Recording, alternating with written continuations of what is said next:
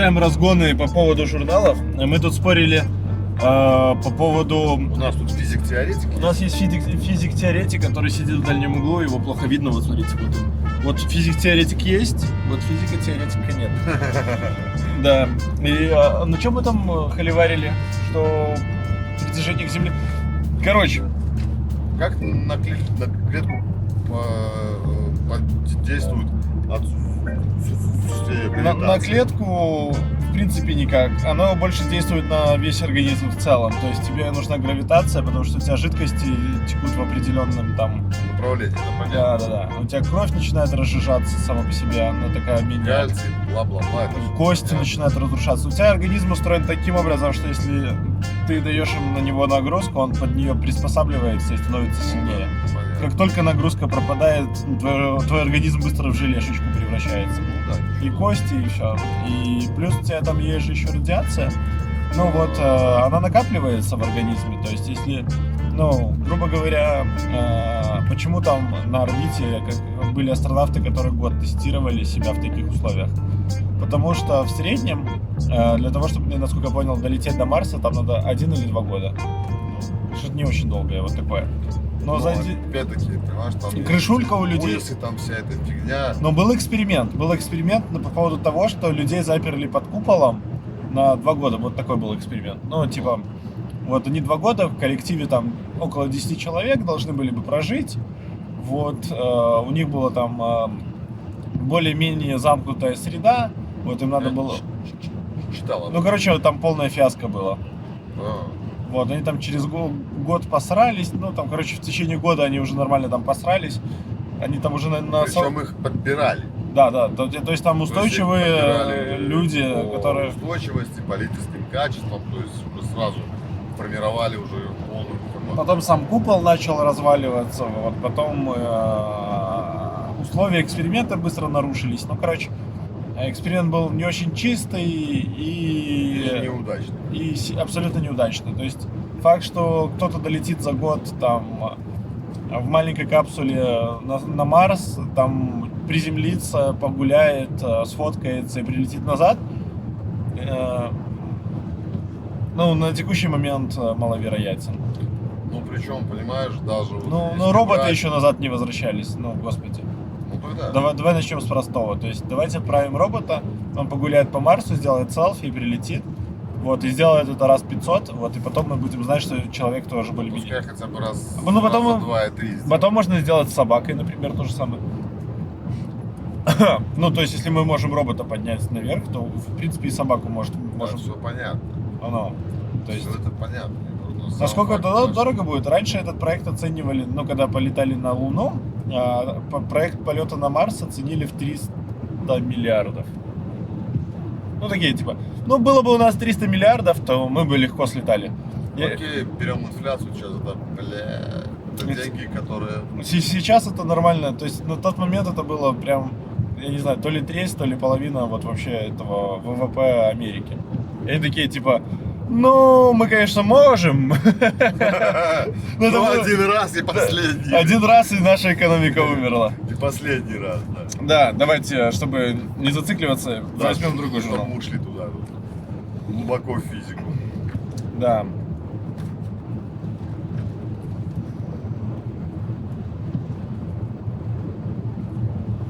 Хорошо. Многоликий интеллект. О. Веселая и чуть загадочная Алиса или Вася. Свой в доску парень, интерактивный дисплей Forehead обеспечит умного голосового помощника любым подходящим характером и обликом. Вот так вот. Да, видишь, они тут типа лицо печатают на принтере и одевают на масочку. Ну типа, не, даже круче. То есть у них есть универсальное лицо, так, усредненное. И они это лицо в виде, ну, короче, в виде LCD экрана, и на него выводится просто лицо. Вот. Ну, индустрия оплачивает, наверное, эти исследования по полной программе. Да, порноиндустрия уже давным-давно человекоподобных роботов делает. Я в курсе, да. Очень прям нормально человекоподобных. Я не пробовал, но я допустим. Я тоже не пробовал, но я видел фоточки и видосики, и они там прям реально очень похожи на людей. Даже можно заказать конкретного человека, вот так. Вот так. Да. Парадокс Муравека оказался едва ли не главным выводом, к которому пришли поколения создателей роботов и искусственного интеллекта. Согласно ему, сложные когнитивные процессы воспринимаются сравнительно легко, зато простые, на первый взгляд, задачи, напротив, требуют огромных ресурсов. Что ты по поводу этого думаешь? Я не понял вообще. Ну, короче, идея в том, что, например, тебе сходить взять чашку, например, на кухню, и принести мне эту чашку в зал и отдать, это, типа, я воспринимаю, типа, ну, что это? Ну, Игорь, камон, это... Правильно, ну. Вот. Например, посчитать логарифм в голове, определить пространство, определить точки на лице, наложить масочку, там, обрезать картинку, заменить фон. Вот. Для меня это задача, которая такой, типа... Правильно, у тебя задача пойти и взять чашку, она работает на фоновом режиме. На фоновом. На костном мозге она работает, по большому счету. Ну, на фоном. Ну смотри, ну, грубо говоря... У тебя это вбито так, что это не...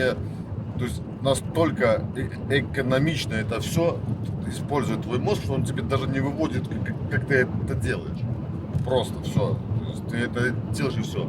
У тебя эта функция работает на фоновом режиме. Все. Нет, а смотри, вот все остальное ты включаешь мозг. Не, идея в другом. Ну, идея давай. в том, что вот, например, процесс вот этого хождения на кухне, переноса чашки, отдачи мне, Да. вот, я воспринимаю, что я легко это сделаю с помощью робота. Я делаю робота, который будет не носить чашки, да, я ему говорить, братишка, я, короче, там сижу в кофейне, там принеси мне этот кошелек. Вот. И это реально задача, которая пипец. Вот ты ее будешь делать еще лет 5. Ну. Вот. А задача, например, поменять там лицо, смайлики, там, текстурки, сделать миллиард картин да Винчи, там, не знаю, в похожем стиле. Ну, мы воспринимаем, что это пипец сложно, а нейронка так пим-пим-пим-пим-пум, сколько хочешь картин. Потому что она работает с алгоритмами, просто с пикселями, как ты говоришь. Она их надо разбивать и делать. А вот идти, это построить в пространстве, бла-бла-бла-бла-бла. Там очень много алгоритмов. Там очень много алгоритмов, построенных на алгоритмах. Да, если но. Просто все эти люди, они сталкиваются с тем, что они, ну, грубо говоря, нейронка — это матрица, да? То есть, по сути, любая картина, любое что-то взаимодействие в пространстве и так далее, ну, его можно на матрице разбить, потом на группы поделить, потом эти матрицы еще разбить на подматрицы. Ну, по сути, можно, если мы умеем представлять Excel, то можем такие бесконечно вложенные фракталы Excel сделать. Вот. И это вот более-менее то, что отражает наше поведение. Ну да. Ну так вот, и прикол в том, что многие не учитывают, что еще есть базовые вещи, такие как стоять, да? Дышать, идти, поднимать руку, опускать руку. Да. И это у нас не совсем мозг задействован, у нас задействован костный мозг. То есть у нас мышцы, это все управляют... И нервная система. И нервная система. Ну то есть... Это нервная система, это контроллер.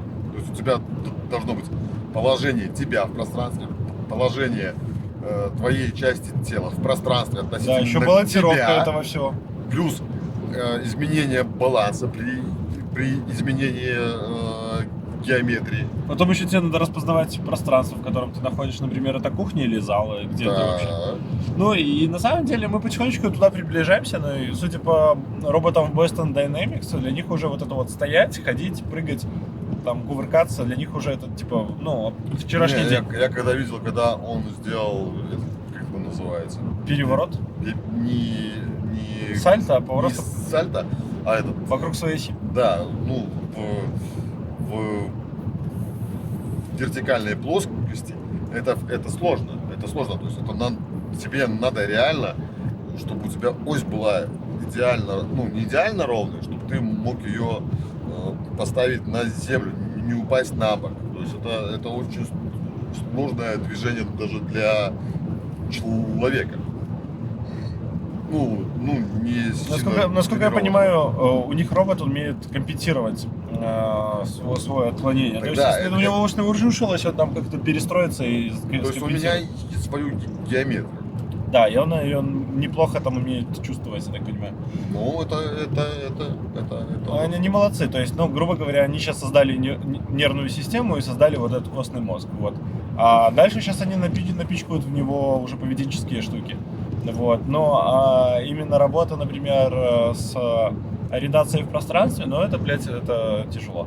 Вот они еще будут долго делать. У них есть, конечно, лидары, вот эти все штуки, которые используют в самоездящих повозках, но чем больше будет экспириенса в самоездящих тачках, тем быстрее появятся самоориентирующиеся роботы в городе. То есть им сейчас тупо не хватает данных, вот, чтобы их реально обучить, потому что, во-первых, никто этого не делал доселе в таких промышленных масштабах. Вот, и у людей просто тупо нет опыта, как подходить к такой задаче. И они подходят каким-либо угодно образом и начинают там, типа, экспериментировать, перебирать алгоритмы, перебирать комбинации алгоритмов, Вот теперь искать смотри, дешевые варианты. Вот, смотри, как устроено вот в природе, да? Да. Насколько эффективно, да? То есть у тебя человек рождается, Ну, и сразу начинает впитывать вообще всю информацию, так или иначе, да? То есть ты ж, ну, почему люди не помнят, да? То есть, определенно, там, Ну, после- до 3 лет. не, подожди, ну после 3 лет, ну я тебе могу сказать почему, потому что после 3 лет у тебя мозг переформатируется. Он берет ту информацию, которую он впитал и которую он считает нужной, жизненно необходимой, он ее так типа чик, всю остальную информацию нахер стирает, и мозг, это позволяет мозгу расти. Правильно, все понятно, но информации сколько он, представляешь, сколько он информации впитывает? Просто информации, визуальной, слуховой, тактильной, поведенческой, там просто пипец, понимаешь?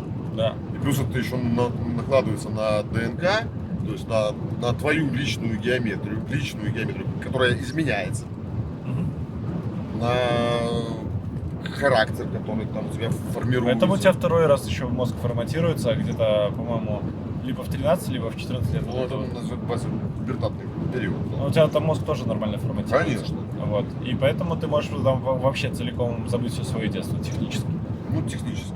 Ну, Вот. да. Но, давай так погуляюсь, но сам факт, насколько, понимаешь, то есть, насколько это все, то есть, и причем он уже приходит с какими-то заложенными по умолчанию функциями: дышать, жрать, орать. Не, ну так смотри, ты видел, как рождается жираф? Нет. А я вот наблюдал, как рождается жираф. Знаешь, он рождается, и он сразу такой, типа, как взрослый. Он такой поменьше. Он сразу бегает, прыгает, у него глаза открыты. Ну, технически, прикинь, вот ты родился, и ты такой только вообще прям вот первый раз увидел мир. Блядь, ну давай. И ты уже, блядь, убегаешь от хищников. Блядь, ну давай. То есть, давай Ну, так попроще. Природа выбирает, что тебе важнее, блядь. Да, Ну реально. да. Вот просто. Что тебе важнее? Ты, жираф, сможешь же, блядь, написать код, блядь, к кофеварке, блядь? Ну, Я на самом деле... извините за мат. Я видел на самом деле обезьян... Жирафа, которая пишет код. Не, я видел обезьян, которых очень неплохо натаскивают и решать какие-то такие. Они прям реально как в игры играют. Я думаю, их можно... Окей, но обезьяна, рождаясь, не убегает. Да, но... Правильно, потому что мозг чуть-чуть другой. Ну, И понятно. по-другому заточен. И походу обезьяны живут подольше жирафа. Не, ну ты Ну, знаешь, так, для что разнообразия. мозг более, ну, как бы, животные, которые хищники, они более такие, более умные, так или иначе. Им надо соображать, чтобы найти... Правильно, если бы добыча была более умной, хер бы ее догнал хищник. Это опять-таки такая почему я обожаю разговаривать о природе с точки зрения инженерии и механики, да? То есть, потому что настолько сбалансированная вещь есть, да? То есть единственное там не сбалансированная вещь — это человек. Ну реально. Ну, он кривой. Ну. Пипец кривой. Вот. И сам факт в том, что все сбалансировано. Слушай, да, давай вернемся вот этим полетом на Марс. Ну давай. Я на самом деле какое-то время размышлял и пришел к выводу, что вот люди прям не приспособлены к тому, чтобы где-либо еще жить, кроме Земли. Это первое мое такое умозаключение было. Вот. А второе, ну, единственный способ как-то жить вне Земли, это какая-то возможность, ну, во-первых, не деградировать в космосе, так? Ну, то есть, тебе должно быть более-менее похер на радиацию. Ну, потому что, ну, сделать устройство, которое целиком тебя защитит или создаст такой фон радиоактивный, который по умолчанию на Земле, ну, дорого. Ну, На данном этапе, да. ну, возможно, и на всех этапах, да. Вот. Возможно. Да. Гипотетически, что тебе либо придется очень какой-то материал найти, Или разработать, или найти частицу, которая это все будет. Ну, или создать, извините за сложение, искусственную гравитацию. да, ну, короче, люди, когда приходят к выводу, что проще создать искусственную гравитацию, там есть такой проект, ну, прикинь, вот ты берешь галактику, Ага. засовываешь ее в кокон, и она целиком перемещается.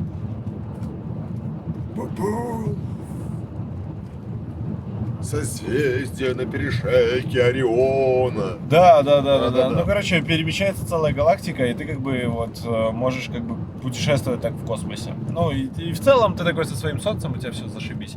Но на такой проект, знаешь, сколько надо ресурсов? Еще одну галактику или две таких разобрать. Вот, ну, как бы... Не, ну почему нет, слушай. Ну да, ну, технически возможно.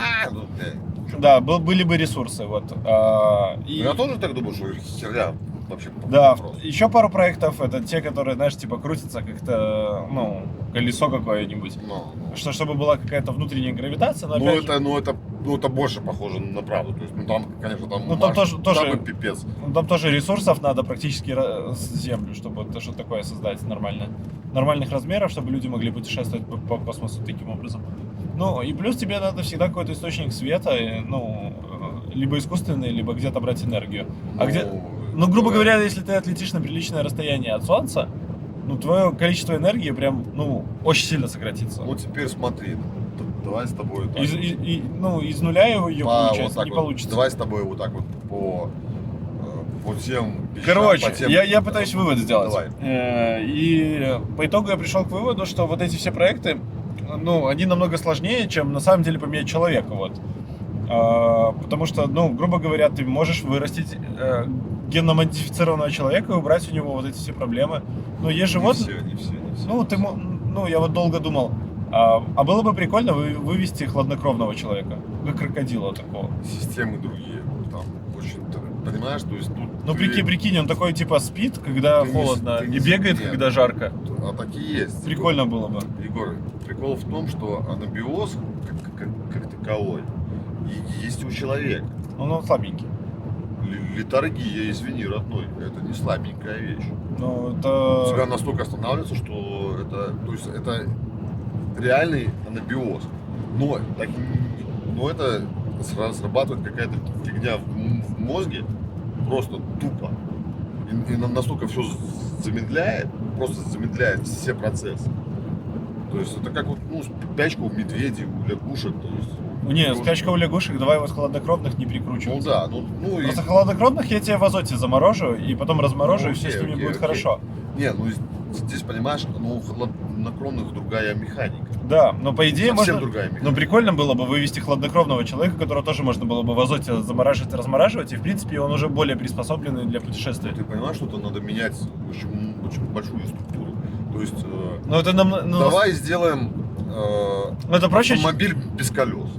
Не, ну смотри, вот эту структуру как бы, типа, сложно менять, но с другой стороны, ну, это намного дешевле и проще, чем строить какую-то целую планету, чтобы летать. Ну, и не менять людей. Ну, Нет. Ну, мне кажется, здесь, построить понимаешь, планету мне задача кажется, побольше.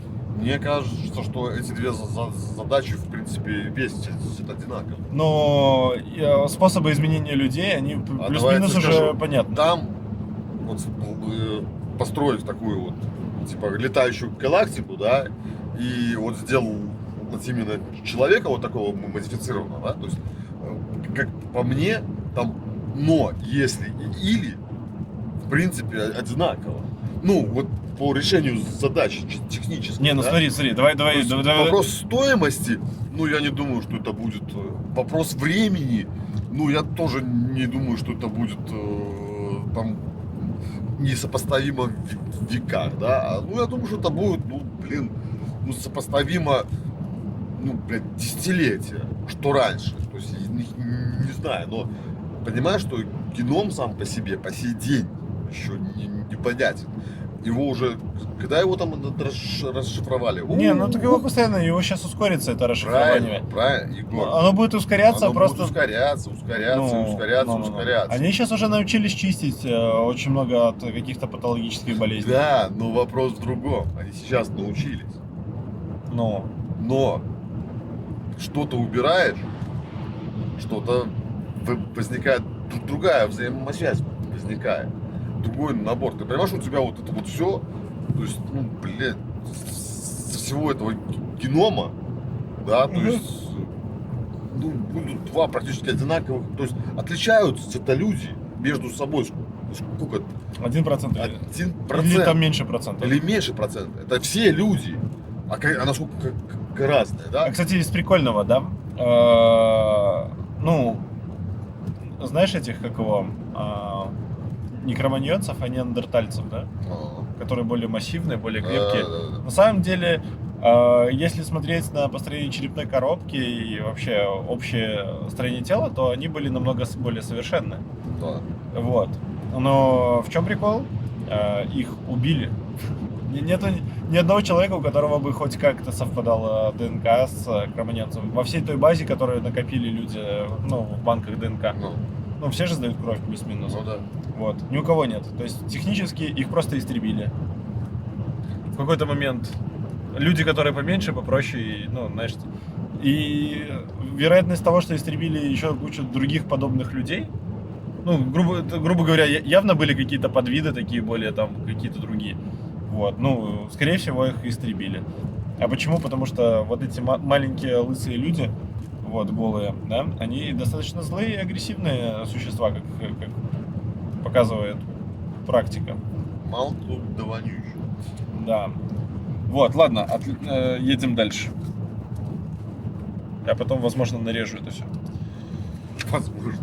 Да. Тебе уже даже жалко будет. Да, мне придется это очень много времени потратить, чтобы это там нарезать хорошо. Так.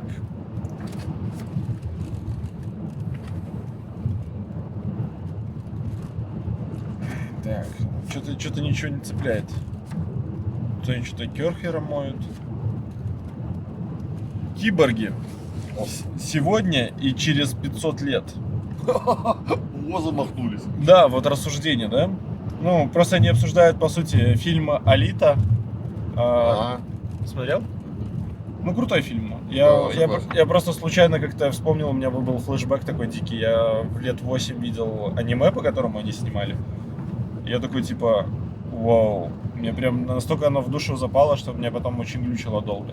Но прикинь, ты берешь из живого человека, делаешь киборга, и он такой, типа, почти бессмертный.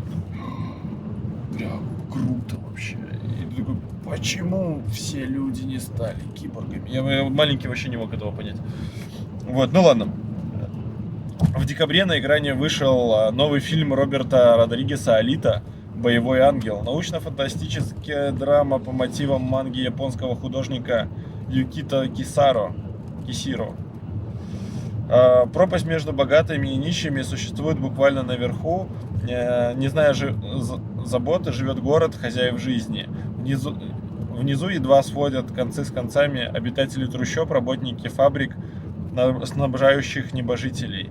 Нижний город окружают свалки, куда сбрасывают отходы сверху. На одной из таких свалок, описывают фильм. На самом деле тут приводят быстрые и сильные. Давай, я тут зачитаю пару фактов интересных. Тут шрифт супер маленький. Быстрее и сильнее. Физическую силу и выносливость, пусть не такие, как у боевого киборга, но существенные может дать экзоскелет. Пару лет назад такие устройства демонстрировали бла-бла-бла компания. Короче, с экзоскелетами все зашибись. Вот. Их уже активно применяют на производство всяких машин и других производств, где надо много грузов грузить. Именно современное производство, современные фабрики. Не вот те фабрики, которые вот у нас в постсоветском пространстве используют. Ну, это понятно. Да. Лишение руки. Роботизированная Modular Prosthetic Limb, роботизированная в университете Джонса Хопкинса пожалуй, самая продвинутая бионическая конечность из существующих. Она управляется мозгом, а сенсоры, которыми усыпана искусственная ладонь, передают ощущение горячего, холодного, мягкого, твердого. С ее помощью можно делать все, что доступно настоящим рукам, а боли протез не чувствует. Выбрав более прочные материалы, можно получить вполне функциональную боевую руку, как у Алиты. Правда, за это придется выложить сотни тысяч долларов. Ну, короче, если рука не чувствует боли, то как она чувствует там прикосновение, да? Не, ну понятно. Да, то есть это... Там чуть-чуть другие вещи. Да, но... Понимаешь, у тебя болевое ощущение от горячего и от холодного одинаково. Ну, я знаю, да. Поэтому, Тяжело понять, когда горячее, когда холодное. ну, когда это болевое ощущение. Да. Когда это не болевое ощущение, то есть ты определяешь, Говорят, что к боли невозможно привыкнуть. возможно. Вот. Но у меня есть Возможно. гипотеза, что у тебя просто должны окончания нервные начать отмирать, если у тебя постоянно Они боль. не отмирают, у тебя блокируются. Если это не... То есть у тебя есть два варианта. Первый вариант – это болевой шок. Да. Это когда у тебя настолько все отказало, что организм Выключился. выключает мозг напрочь, чтобы он не перегрузился, то есть и не умер от этой информации, да, то есть, ну, считай, что чтобы процесс не перегрелся. Да. То есть это и поэтому есть такое понятие, как медикаментозная кома, да, чтобы человек не чувствовал стука боли. Вот. Понимаешь? Вот, это раз. Два. У тебя есть привыкание к боли. Да? То есть у тебя болит что-то типа, а вот даже зубная боль. Ну, Да? То есть типы боли, то есть я говорю по своему опыту, да? Когда у тебя просто она тебя гнобит, да? То есть тебе дает чуть-чуть, но беспокоит. ага. И ты вот чувствуешь, но она по своей по своему рангу, да, для организма незначительна, да? И ты, начиная заниматься чем-то, да, переключаясь от боли этой, да, ты даже о ней забываешь. Ну реально. То есть у тебя мозг переключается, то есть она не влияет ни на что, эта боль, но она не забывает. Как только ты отключаешься от каких-то действий умственных, да, там, ну или механических умственных, да, то есть она обратно у тебя возвращается. Подожди. Есть боль, которая требует подожди. вмешательства. Тихо. Абсолютно. Я с тобой не соглашусь. Боль сама по себе это защитная реакция организма. Сообщение об... то есть у тебя заканчивается бензин, да, чувство голода, это боль. Даже, то есть она до боли может доходить, да, у тебя говорит, пум-пум-пум-пум надо. У тебя падает сахар, у тебя болит голова, кружится, то есть до головокружения у тебя болит голова.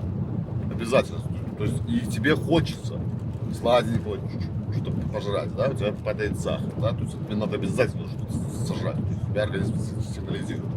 Ты порезался, сильный порез, да, он у тебя болит, чтобы ты почувствовал, именно почувствовал. Ты до чего-то горячего убери руку, да, то есть ты можешь видеть, можешь не видеть, да, но ты должен ее убрать. То есть у тебя рефлекс сразу срабатывает, то есть это защитная реакция организма. То есть также и с внутренними органами, да, то есть где-то что-то, куда-то, что-то, то есть это сканер постоянной боли. Если для тебя не будет боли, то есть, ну, блядь, ты очень быстро крякнешь. Ну, это понятно, что ты очень быстро. Я думаю, людей, у которых не было боли, они все вымерли. Есть такая болезнь, где человек не чувствует боли, реально. Ну, я знаю, да. Есть потом, у него и не заживает ничего потом. Заживает. Ну, проблема там у них Там заживает, но очень заживает, медленно. но проблема в другом, что без быстрой медицинской помощи, то есть он реально может течь кровью там, или что-то еще, понимаешь? То есть, и его надо постоянно смотреть по вопросу внутренних органов. просто постоянные осмотры, потому что не дай бог что, он же пропустит, он же не придет жаловаться, у него все нормально. Понимаешь? У него все хорошо.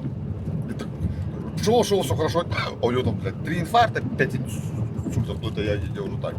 Не, но на самом деле мы за последнее время очень продвинулись, то есть за последние 100 лет вообще Да. прям в медицине мы прям стали намного меньше вымирать и по поводу всяких дурацких. Ты знаешь, Да сейчас даже от пулевого ранения. Раньше почему умирали от пулевого ранения? Просто кровью истекали.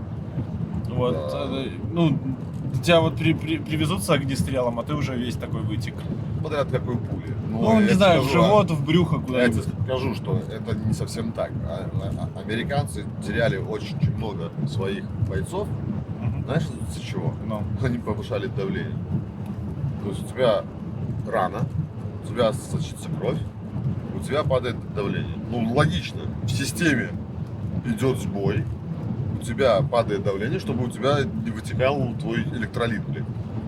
Понимаешь, ты не истек кровью. У тебя Да. падает давление. Да. Все, то есть нормально, оно пытается, чтобы там все успело сработать. Мгм. Кровь вытекает, то есть опять вот какая механика, да? То есть кровь не дает своим давлением внутренним попасть бактериям каким-то, то есть она их вымывает, Мгм. понимаешь? То есть опять-таки Ну, почему? Она не всегда вымывает. Там же есть все нормально, все нормально, но тебя, эритроциты.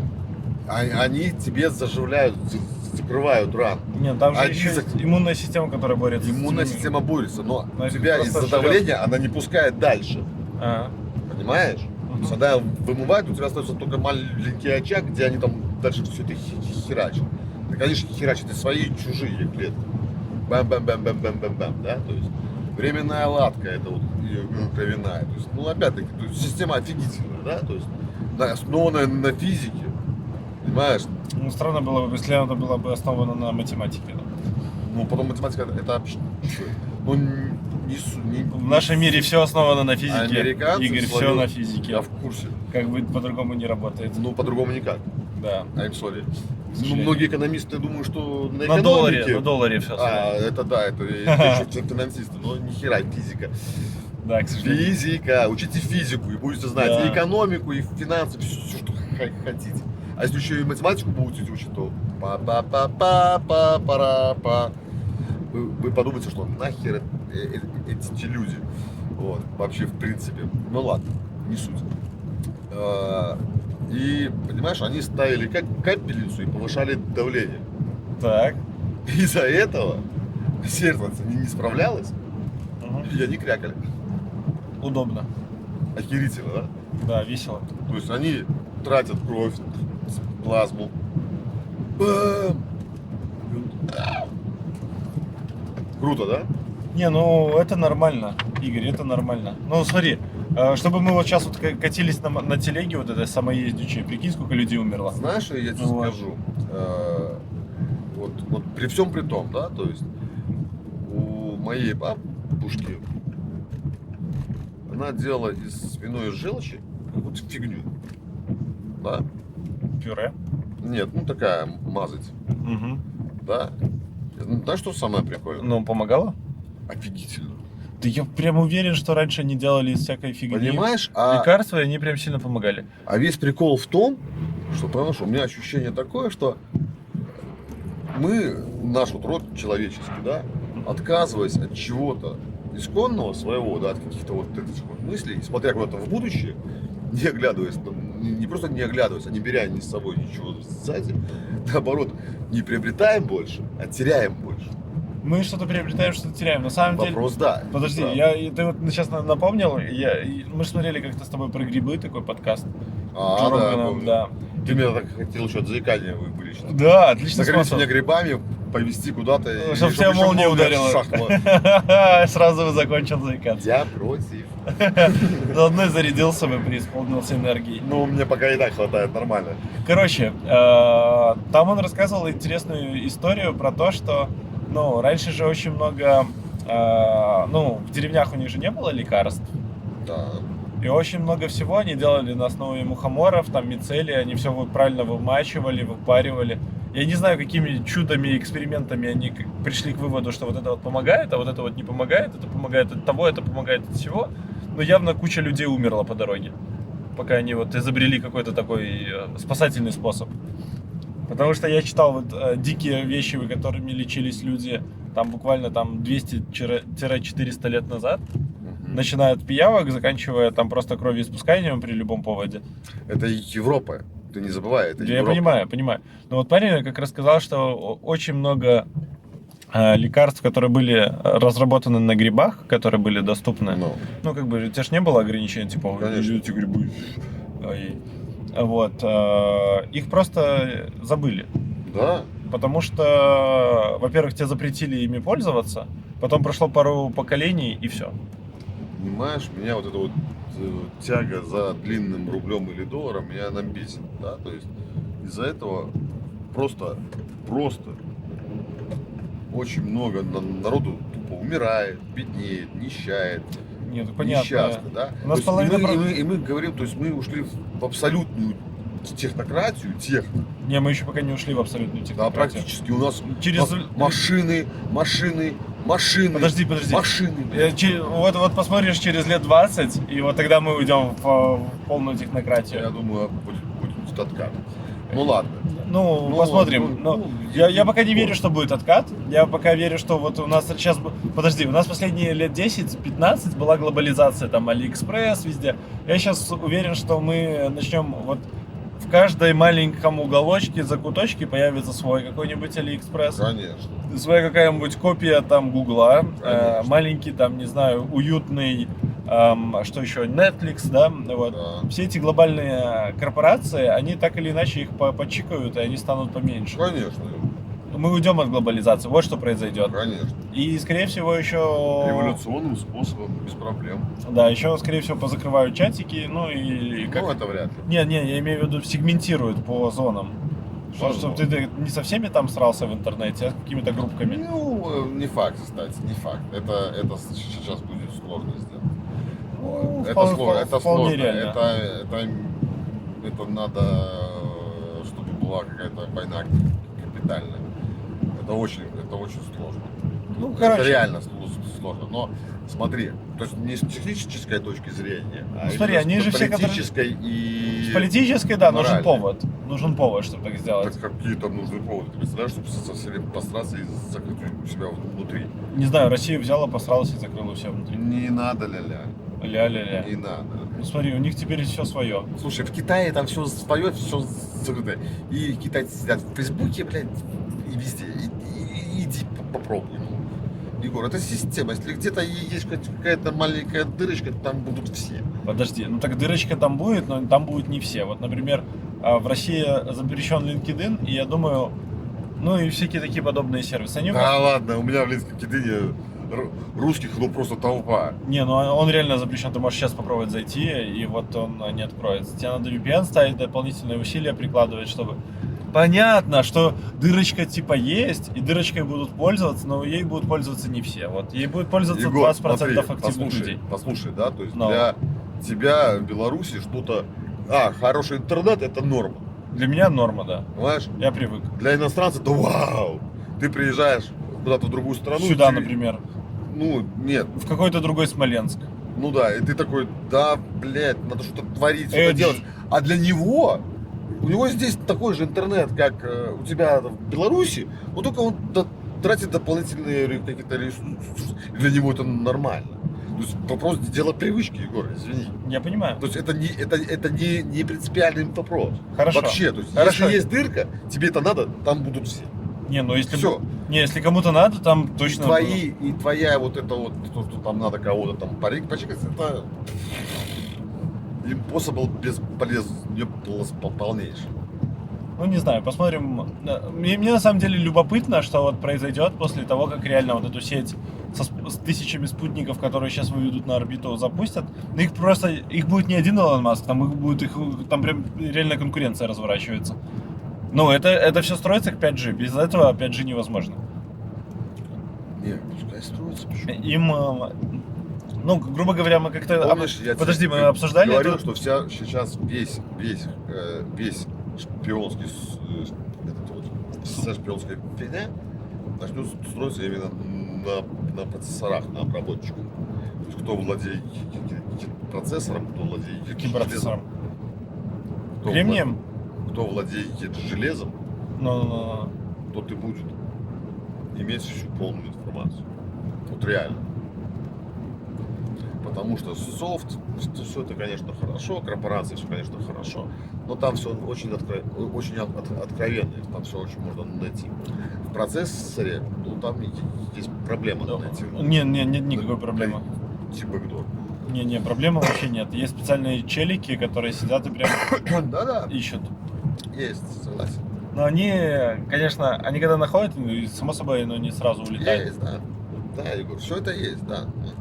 Их намного меньше, да. И их прямо намного меньше. Они прям Да. вымирающий вид. Да, вот в этом-то и весь смысл.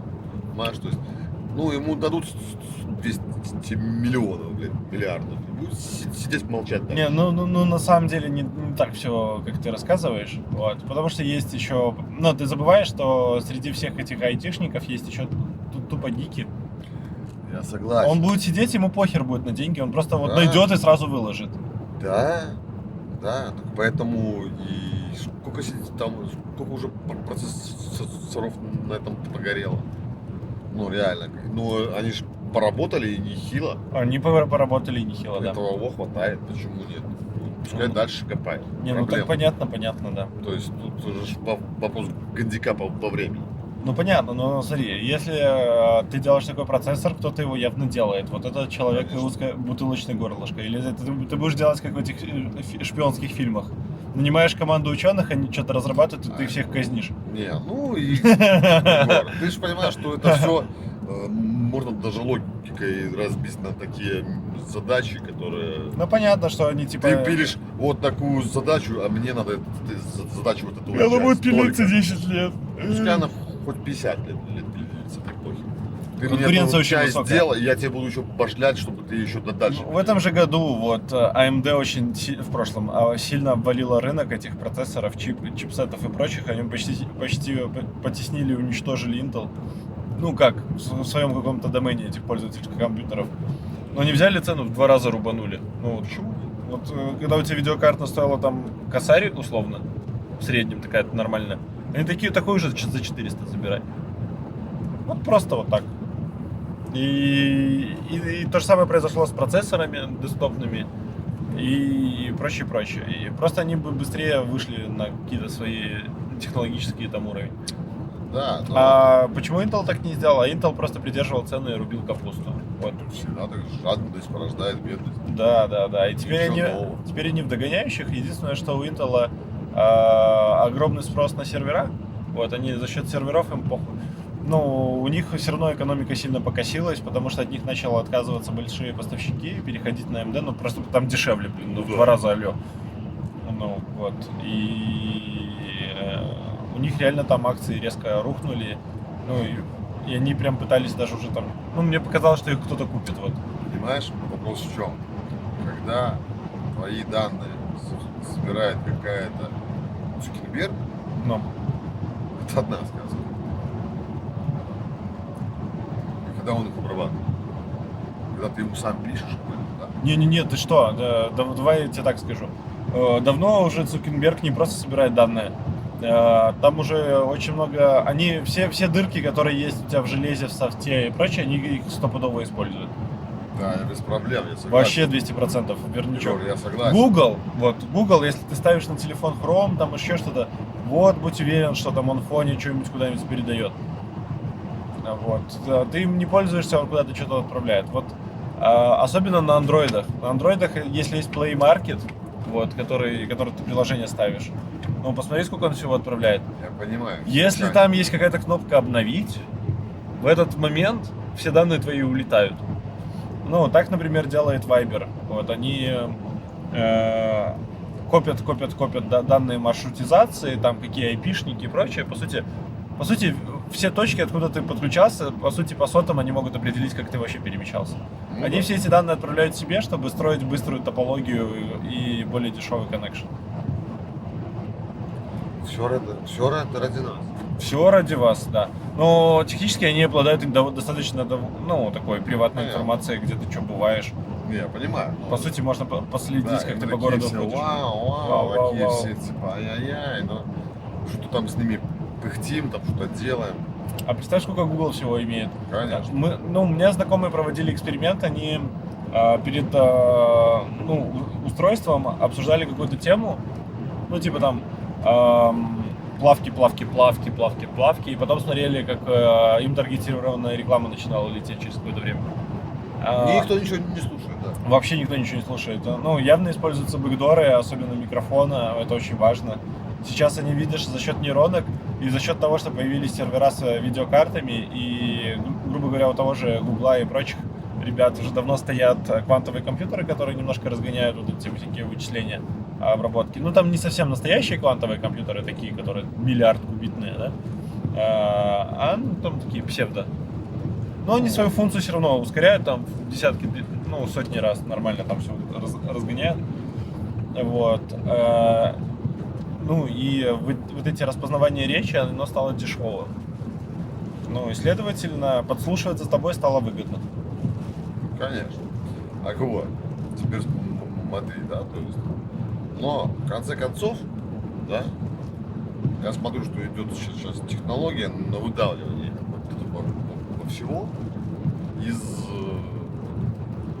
корпораций, да, то есть убрать у них эту возможность вообще собирать именно личные данные. Не, ну Европа ненормально так пошли. Ну, за ними там Россия и прочее, там всех поддержали. Конечно, они спокойненько, целенаправленно, то есть они понимают, что отключить это все. То есть, если у них сейчас это собрать, все нахер отключится. Кидание фень. Ну да. Ну реально. Ну да. Ну поломаются Позволить алгоритмы. Да. они себе этого не могут. То есть они сейчас ищут ГДРП, все такое. заменитель. Чтобы вот заменить и быть уверенным, да? То есть, и что происходит? Остается железо, которое тупо чекает вот всю вот эту херню, и которое, сука, знает, кто оно, у кого оно, и вся информация, сука, все равно проходит через него. Это узел. Все. Понимаешь? А дальше, когда оно наложится в базу данных, там все остальное, это Не, так уже смотри, шушера. Чтобы твое железо работало, тебе нужно ставить бэкдоры, да, то есть и через софт, так или иначе, через какой-то софт до него достучаться. Свой софт. Ну понятно, свой софт, своя операционная система, все такое, класс. Но возникает нюанс. Если ты можешь сделать это из своего приложения, люди будут, ну, есть ряд челиков, которые реверс инженерят и смотрят, что передают твои приложения, ну, встроенные, что ходит по сети. Они это делают не для этого. Они делают для того, чтобы уворовать данные, они сами просматривают. То есть есть челики, которые хотят тоже сделать какое-нибудь шпионское ПО или навариться на трафике. Я понимаю. И они очень быстро это отследят. Гандикап, Егор. То есть, если у тебя гандикап в 2 года, тебе похер. Пока они тебя нашли, тут у тебя уже все изменилось. Не, я понимаю. Пока они нашли, у тебя уже все изменилось. Я понимаю, но гандикап в 2 года, все. Ну, мне ты герой. Мне больше всего нравится вот этот вот момент с обновлениями, да? Ну, то есть, когда ты выкачиваешь обновления, ну, отследить, какие там данные ушли, это еще надо постараться. Ну, как бы, ну, просто ты можешь открыть двухстороннее соединение, ну, и лить в обе стороны. То есть, и качаешь, и отдаешь. Ну. Нет, так, ну, мы можем сейчас технологии обсуждать. Я чисто, ну, так, набрасываю, чисто так, знаешь, как широкими мазками. И идея для стартапа. Не идею для стартапа, а именно стратегию, куда, я думаю, будут стратегии компании, политика и так далее. В какую сторону они будут стратежить. Как они будут этого добиваться тактически, это уже тут надо смотреть, это более мелкие шаги. Я думаю, первое, что они сделают, они стратегически должны проводить эксперименты по манипуляции людей. То есть отрабатывать какие-то сценарии в городе, смотреть, там, как они могут этим управлять. Ну, этим прекрасно занимаются соцсети уже на протяжении, наверное, да, лет. но очень круто было с Pokemon Go, когда очень большие толпы людей двигались в какие-то определенные точки, локации. Ну, это прям в режиме реального времени, я думаю, если вот вывести всех людей на карту и смотреть, как они перемещаются, это было бы очень интересно. Ну, я думаю, кто-то это и смотрел. Ну, кто-то в Гугле. Да, наверное, кто-то в Гугле. Да. Я даже сомневаюсь, может, это тебя подслушали, бля, и эту херню сделали. Ты мне ж этими экспериментами над людьми, когда у меня же дрожь брала. Я тут смотрю, тут покемоны появились. Ты там не причастен? Не, я не причастен, вот. Но мне было любопытно, и я в этот момент тоже активно занимался вот этой всей участием в Pokemon Go, написанием приложений. У меня знакомый даже купил домен pokemongo.com, и у него сразу хотели его купить за $10 000. И он, то есть, типа, не. Ну, мы там пытались свой сайт запустить на этот домен, но мы не успели. Ну, как бы довольно сложно оказалось, ну и IP-шка там корявая, но мы вообще в механике разобрались, как это все работает. Красавцы. Да. Ну, то есть такой хакатонище был на протяжении недели. О, крутой Ну, прям у нас там адреналина было столько, чтобы вообще спать не хотели. Спать надо. Ну, спать Вот надо. если бы спали, Ну, решили бы. Ну, мы там засыпали, просыпались и дальше фигачили. То есть, ну, в таком духе. Но это было прям очень интересное времечко. То есть, ну, прям это реально бомбило. Вот. Такого редко можно словить. Когда ты просто видишь, как это все прям вот ты там две строчки написала, но уже там вот люди мимо побежали. Посмотри, сейчас будем проезжать Невероятные места. границу. Да. Я попрошу тебя развернуть телефон и снять объяснение. Вот снимешь визуальную картинку, объяснение, почему Россия и Беларусь никогда полностью не интегрируются друг в друга. То есть они Я откуда знаю? Я что, эксперт, мне вообще я наплевать. тебе покажу, будем проезжать, и я тебе скажу, вот снимай теперь вот это. Я просто вот, ну, Игорь, знаешь, мне, честно, все равно на эту политику, шмалитику. То есть, если будет плохо, я поеду в место, где хорошо. Вот, ну, как бы. Бля, ну тебе хорошо, но есть люди, которые не смогут поехать. Ну, это их проблема. То есть, всем не поможешь. Ну, то есть, есть где-то люди в Африке, которые умирают с голода. Бля, когда ты разговаривал про YouTube, я хочу всем помочь, бля. А тут здесь пипец. Не, смотри, я как бы хотел. То есть ты хочешь помочь всем, кто смотрит только твои видосы? Ну хорошо. Тогда давай без Соображает, да? без вот этих вот высокопарных слов, да? Не, ну ты не можешь всем помочь. Ну, просто... Ну предупредить я могу. Вот кого успею, того предупрежу, а дальше сами пацаны. Не, так понятно, И но, девушки. ну, как бы, что ты хотел? Ну, как бы, ты не можешь помочь всем людям, но посмотри, если все будут жить хорошо, все одновременно будут жить плохо. Блядь, Егор, Ну, то есть, еще раз говорю, у вас, ну, это как айтишников, как у вас, качелька. блядь, не качелька, у вас отсутствует пустое множество. Нет. Ты понимаешь, что у всех разное удовольствие и разное удовольствие. Разное. Я понимаю. Просто оно разное. Но прикинь, вот в какой-то момент ты всем раздашь... То, что тебе нравится, может чуть не нравится мне. А то, что мне нравится, может чуть не нравится тебе. Бам, равновесие. Равновесие? Равновесие. Нет. Да. Давай вот так. Давай у всех все заберем. Ну вот предположим, мы всех все забрали, раскулачили и всем раздали одинаковое количество майбахов, квартир и всего. У вас нет пустого. Да, и поэтому оно все обратно соберется к тем людям, которые больше всех забрали. Почему? Потому что у одного одни ценности, у другого другие Да. ценности. И что? И кто из них живет хуже, кто из них живет лучше? Ну вот. Бам! И ты не можешь всем помочь. Да нету здесь даже относительности. Да. Это все, у тебя равновесие по любасу. Так, У тебя сама система да, уравновешивает ну так обратно. поэтому ты приходишь к выводу, что ты всем помочь не можешь, потому что есть люди, у которых другие ценности, и ты что не хочешь, говори, ему похер. Блядь, я его что, заставляю? Нет, так поэтому я даже пытаться не буду. Я говорю, я считаю, что это так. Пускай меняется и скажет, он врет. Я скажу, давай проверим. Так Они скажут, нет, он правду говорит, я скажу. Давай и это проверим. Вопрос не в этом. Зачем вступать в полемику с людьми, у которых сильно другие ценности? Я не хочу вступать в полемику, я тебе сказал что? Ты сказал, снимешь, Блинчики. заезжаем на Нет, не заезжаем. Это, объясню. по-русски еще раз. Так, мы куда-то улетели вообще. Я тебе сейчас будем Космос. проезжать границу, и я тебе покажу, почему не будет полной интеграции Беларуси и России. И почему она не выгодна ни одной, ни другой стороне. Просто. И все. Ты это увидишь, это будет ярко, красиво, четко. Такое ощущение, что там ров какой-то такой, знаешь, типа бездна. Нет! А сказал голосом, как будто из бездны. Нет! Нет! Ну, короче, вот.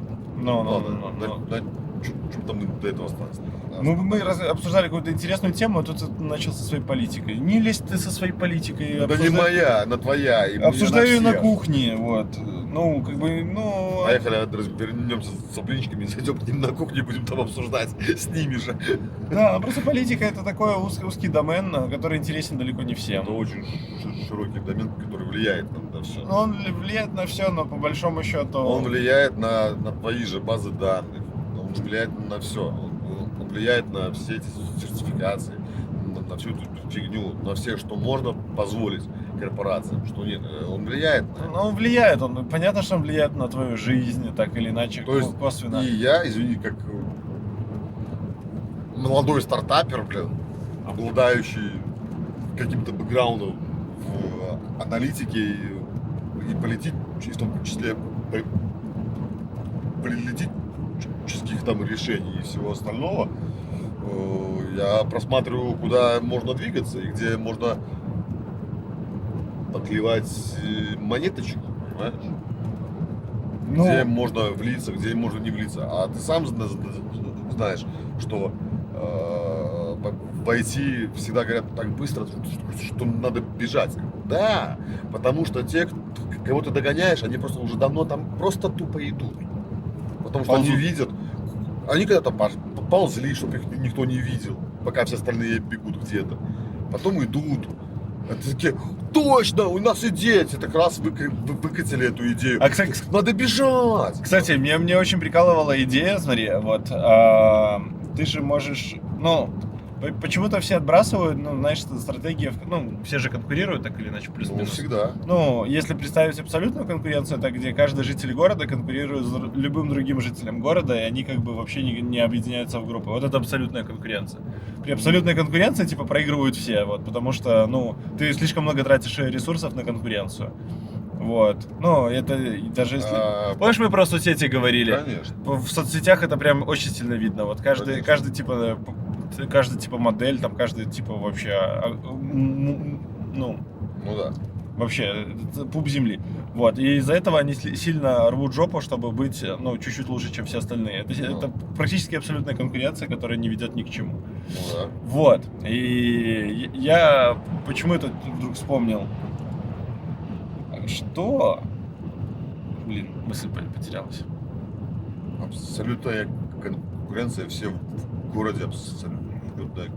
Если бы все жители города были в абсолютной конкуренции, чтобы было.